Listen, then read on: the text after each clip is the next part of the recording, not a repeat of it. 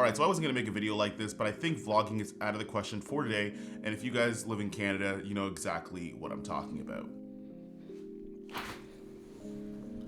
Nope. Nope. But at any rate, I still want to get a video out this week, so I'm going to actually show you guys the most basic content creators video that's in every single YouTube channel, and that is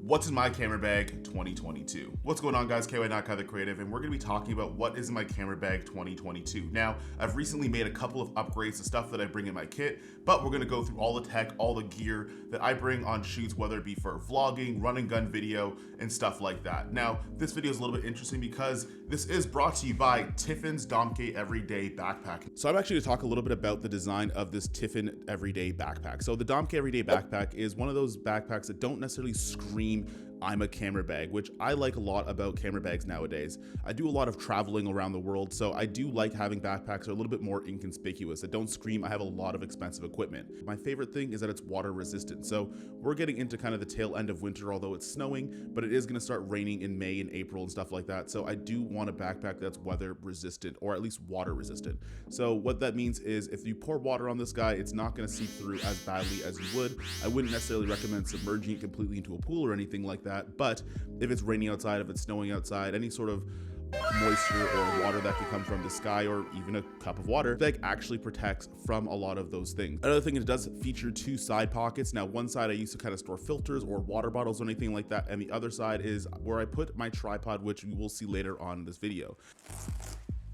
You can actually remove all the little like pocket flaps and boxes in here. So if you don't have camera gear, you want to just use this as like an everyday backpack to kind of put books in or anything like that, then you have those options available to you. All right, so the first thing we're talking about in my everyday camera bag, my carrying kit, is gonna be my camera. So I actually carry two different cameras. Now, this camera has changed a little bit as of late, but what I do carry is the Sony FX3 and the new Sony a7 IV. Now, the reason why I carry two cameras is one, is this is my main videography driver. If I'm doing things like commercial video or run and gun shoots for clients and stuff like that, being somebody in the fitness industry that creates a lot of content in that space, you have to have a kit that's really ready to go, that's super quick, that doesn't take a long time rigging, because a lot of times you're shooting for only 2 or 3 hours, you're in and you're out, and you want to still have high quality video. So I do turn to the Sony FX3 for stuff like that. Now, this is a recent addition, and it might actually take the place of the FX3 depending on how things go, but this is a Sony a7 IV. Now, this is a new camera. A lot of people have been talking about it recently, but this is a new camera that I've added into my bag. Now, I did have the Sony a7 III before, and I decided that I was going to do the upgrade to this camera. When I'm gonna do vlogs, or when I wanna do behind the scenes content, I want it to be high quality, or any other things like that that's not necessarily kind of linked to my cinema kit from the FX6 and FX3, this is what I'm gonna be using in the Sony a7 IV. Now, next thing we're gonna talk about is lenses. So I do only carry about 3 lenses in my kit. I got rid of the 85. I used to use it quite a bit when I was doing a lot of outdoor portraits and stuff like that, but I found that I need it less and less. So I am using the 20mm Sony G lens, the 1.8, and what I like about it a lot is it has a lot of the features that you would find in a G Master lens. So it's great for wide angle portraits, it's great for wide angle video, it's also a really good vlogging lens. It's light, it's compact, and it's not as big as some of the other lenses that are on the market. And the next lens I'm gonna talk about is one of my favorites. This is the Sony G Master 35mm 1.4. I have talked about this lens and I've shot with it quite a bit. This is like my perfect social media Instagram lens. If you need environmental portraits, really dope video, and you have that 1.4 so you can really punch out the background and have things looking nice and sharp. The color is great on it, and obviously it's a G Master, so the quality is gonna be there, and you're gonna get all the lens features that you want. But I actually am shooting on the 24-70 Sigma lens. This is a really great lens as well for all around run and gun filmmaking, especially if I'm using something like the Sony FX3, and it's great. It's an all-around lens. You can get a lot of use out of it. You can do quite a few things with that particular lens, and it does have that zoom range at 24-70 as well as the f2.8 for a pretty decent low light. It's not a specialty at it, but with the ISO features that are on some of the cameras nowadays, particularly Sony, it doesn't make a difference, and it's a really great lens. Next is going to be our drone setup. So it's been a little while since I've been able to use a drone. I think when the beginning of the pandemic started, I actually sold my Mavic 2 Pro because you know, you need to pay rent somehow. And I've recently been able to get the Mavic Air 2S. Now, I am doing a lot of travel. I am doing a lot of traveling video. So I wanted to make sure that I got something like a drone in case I needed a different angle, just give another perspective. And I have a really big soft spot for drone photography and drone video. Now, Tiffin to mention them again, also sent me the filters for the Mavic Air 2S, which we're actually gonna compare to the filter set that comes with the Fly More combo in a later video. So speaking of DJI products, this is the DJI Osmo Pocket 2. Now this is a great thing for behind the scenes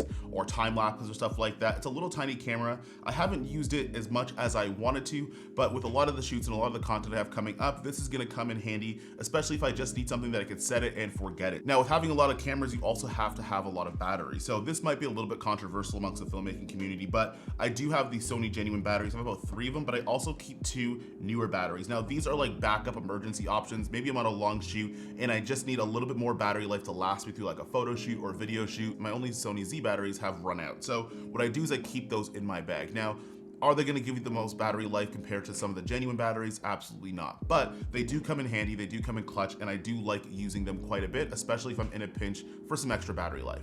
Next thing is going to be my tech pouch. Now, this is a great utility item for a lot of you filmmakers, a lot of you content creators. If you wanna keep things like cables or anything in your bag, things like Allen keys and other little small knickknacks that you wanna keep that you don't want floating around your bag, scratching up your equipment, I actually picked up this tech pouch. So I just grabbed it from Amazon. There's no particular brand to it, but it does have a lot of the most important things that I need. Now, video isn't video without a microphone. So this is the Rode VideoMic NTG. Now, this is great because it has a little gain dial that's on it as well. It fits right on top of your camera, just like a normal Rode microphone would. And it's nice, it's compact, and I like the Rode system a lot for your run and gun filmmaking, your vlogs and stuff like that.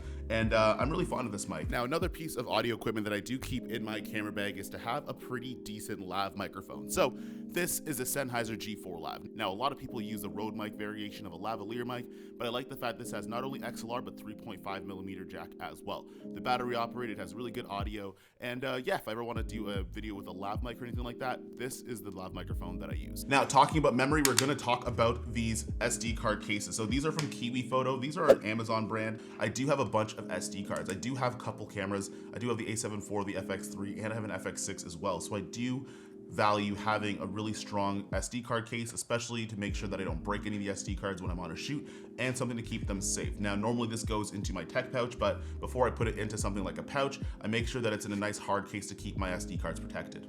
Now, if you've been doing any sort of vlogging or YouTube or anything like that, you guys probably have the Joby GorillaPod. Now, this goes in my bag, but I have a kind of love-hate relationship with this thing. I mean, you do use it as a handle to kind of put your camera on top of so you can talk to the camera and make it easier for you.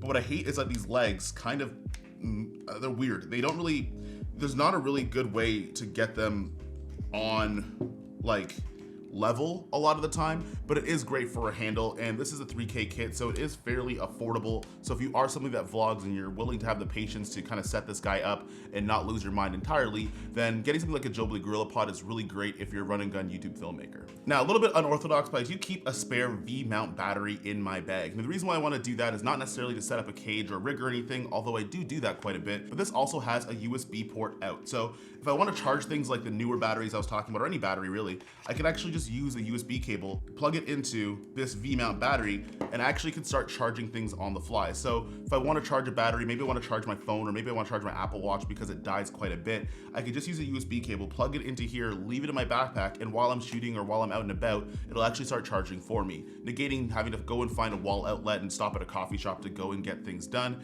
and to make sure that my batteries are charged. Now, I do keep a couple filters in my bag, so I do have a couple of filter cases to make sure that my filters don't crack. So having filters for your camera is a great way to enhance your look or to actually adjust your exposure. And it's really great to have these filters and have them in your bag for any occasion. It really comes in clutch when you need to adjust your exposure, you're looking for a certain look, and you need something that's light and compact to fit into your backpack to make sure that you can get whatever you're looking to achieve. I do keep an SD card reader that goes into my bag. Now, this is great if I want to do some editing on the fly, or I want to just dump footage, especially when I'm on like documentary shoots and stuff like that. A lot of our workflow means that we're dumping footage constantly, especially when we're on the fly, and we make sure that it gets onto the hard drives and gets put into 2 different situations. So if I didn't bring this with me, it'd be a little bit hard to making sure that my footage is nice and backed up and in a safe place. So as you can see here, we're a little bit underexposed, which means in situations like these, a light comes in handy, which brings me to another item that Tiffin makes, and I'm quite surprised because I honestly thought they just made filters, but this is the Lowell Blender XL, which is a sister brand of Tiffin. So for all intents and purposes, this is a Tiffin light. Now,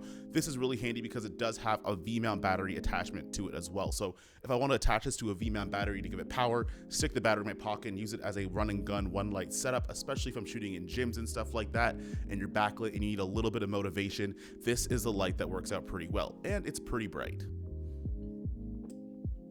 Ow.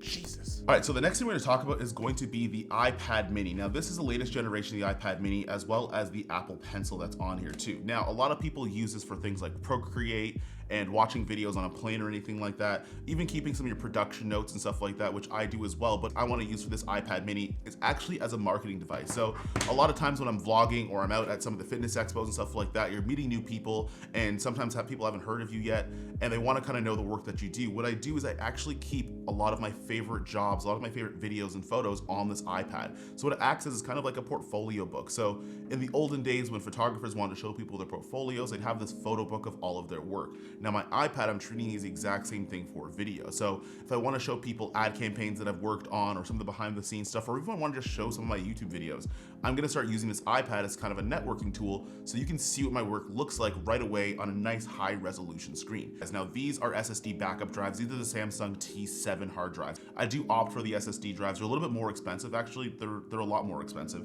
but it is worth it to make sure that you have secure data, you have secure backups, and your transfer speeds are nice and quick so you don't spend a bunch of time waiting for footage to upload before you start shooting over again. This is a newer tripod. Now, to be honest, with little mirrorless tripods, like things that are traveling and things that move around quite a bit and don't really necessarily have to be for a studio setup, I like having like these little tiny, really cheap, newer tripods. I haven't had a ton of problems with them. And what I like about this, guys, you could actually set it up to be an overhead rig as well. So if I want to do top-down videos and stuff like that, and I don't want to set up another C-stand, I honestly have just been using this newer tripod. So in other videos where you do see top-down angles for things, I've just been using this guy. And the last thing that's going to go in my bag is a MacBook Pro 13-inch M1 MacBook. So this is actually the first version of the M1, and I haven't necessarily felt a need to want to switch just yet. Now, I do know there's a bunch of new MacBooks out in terms of the M1 Pro, Max, Ultra, Optimus Prime, whatever you want to call it, but there are a bunch of new MacBooks that are out.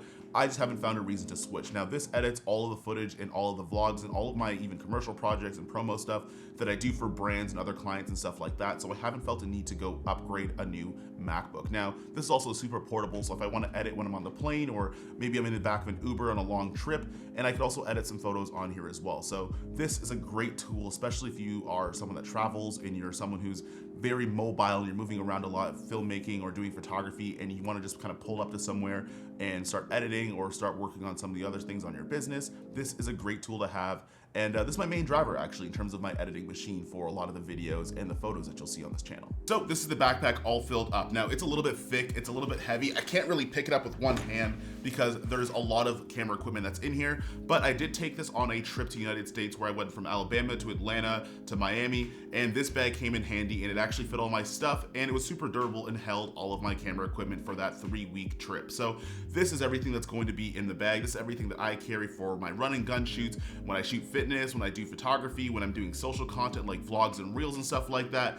And I really hope that you guys learned something and you actually got a chance to see what goes into my camera bag for 2022. Shameless plug here. If you haven't noticed that there's a lot of Tiffin things in here, if you use my link in the description down below, if you want to pick up any of the Tiffin products that you saw in this video, you're going to be able to do that, and I do get a little bit of a kickback when you do. So if you are interested in any of the Tiffin products that I had mentioned here today, including this DOMKE Everyday bag, you can go ahead and do that. Now, I'm going to sign off on the video here. There's a lot more coming. There's a lot more in terms of the A7 IV that I just picked up, a lot of testing, and I can't wait to show you guys that. So if you guys like this video, make sure you comment, you share, subscribe, do all the things that YouTubers harass you to do. It does help out a lot, especially because it helps me motivate and give me the resources and the means to actually create more videos for you guys. So that being said, this has been KY Not Kinda Creative, and I'll see you guys in the next one. Peace. I gotta turn this thing off now.